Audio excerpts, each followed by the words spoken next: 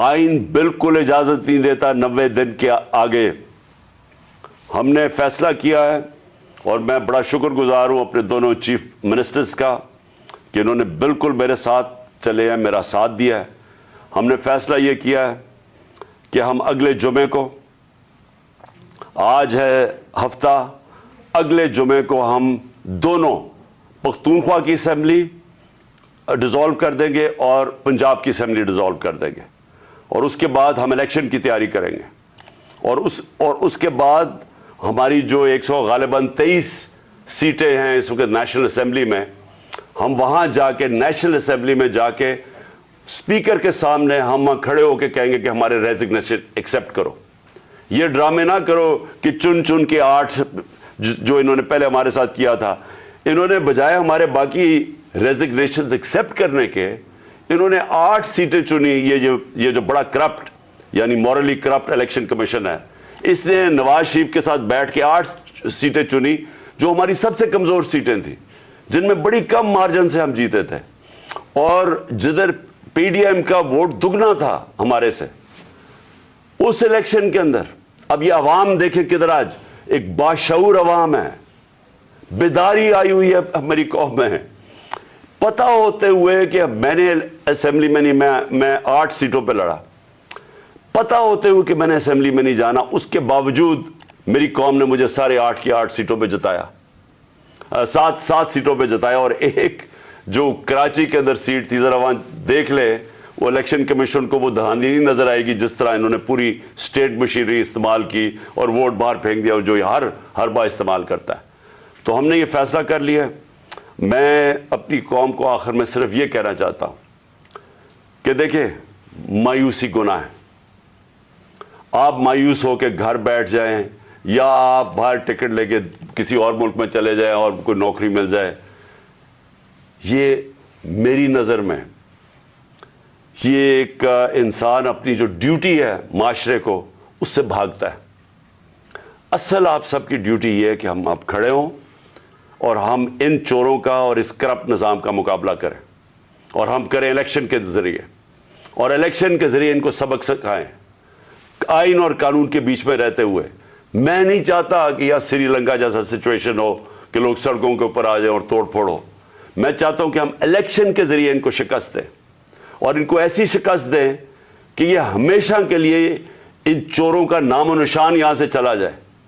اور وہ تب ہوگا جب آپ سب اس کو اپنی ذمہ داری لے کے نکلیں گے. اور میں آپ کو آخر میں یہ کہنا چاہتا ہوں کہ مایوسی جو ہے, میں 3.5 سال گورنمنٹ میں رہا, اس کے باوجود کہ بینکرپٹ گورنمنٹ میں لی, اس کے باوجود کہ ہمارے پاس تجربہ ہی نہیں تھا بالکل. ہم پہلی دفعہ گورنمنٹ میں آئے تھے, ایک کے بعد دوسرا کرائسس تھا. صدی میں ایک دفعہ کرونا جیسا کرائسس آتا ہے, وہ اوپر سے آ گیا, 2 سال وہ رہا.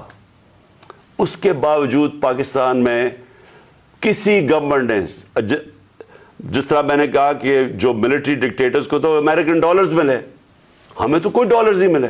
سب سے بہترین ہماری اکنامک پرفارمنس تھی. اس سب کے باوجود اب ہم سمجھ گئے ہیں, مجھے تیسرے اور چوتھے سال میں پوری سمجھ آ گئی کہ یہ گورنمنٹ چلتی کیسے ہے. میں آخر میں صرف آپ کو یہ کہنا چاہتا ہوں, مایوس نہ ہوں.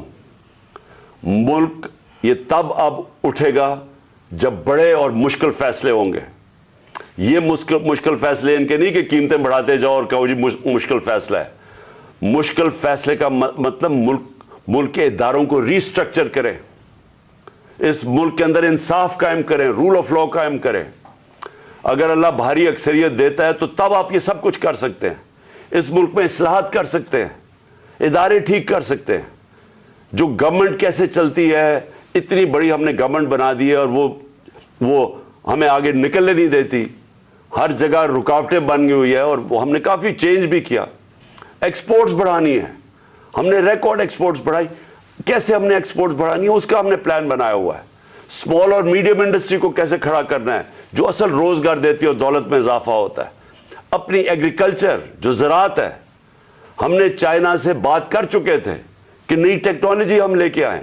بدقسمتی سے کرونا کی وجہ سے 2 سال چائنا بند ہو گیا. وہ جو نئی ٹیکنالوجی سے ہم نے صرف اگر ہم وہ چھوڑے کہ جو چائنا کے اندر وہ پیداوار لیتے ہیں 1 ایکڑ سے، ہم اگر اپنی دگنی کر لیں تو اب یہ سمجھے کہ پاکستان کے اندر ایک انقلاب آ جائے گا۔ سو میں آخر میں یہ کہنا چاہتا ہوں کہ کوئی مایوس ہونے کی کوئی ضرورت نہیں ہے۔ یہ ٹورزم میں ہی ہم اتنا پیسہ بنا سکتے ہیں، اور وہ بھی بدقسمتی سے کرونا کی وجہ سے ٹورزم ساری دنیا میں بند ہوگی۔ ہم اس ملک کو اٹھا سکتے ہیں، لیکن وہ گورنمنٹ اٹھائے گی جس کے پاس ایک مینڈیٹ ہو، جس کے پاس عوام کی طاقت ہو، اور اس اللہ کے بعد اس ملک کے جو وارث ہیں وہ عوام ہیں، اور کوئی نہیں۔ عوام اس ملک کی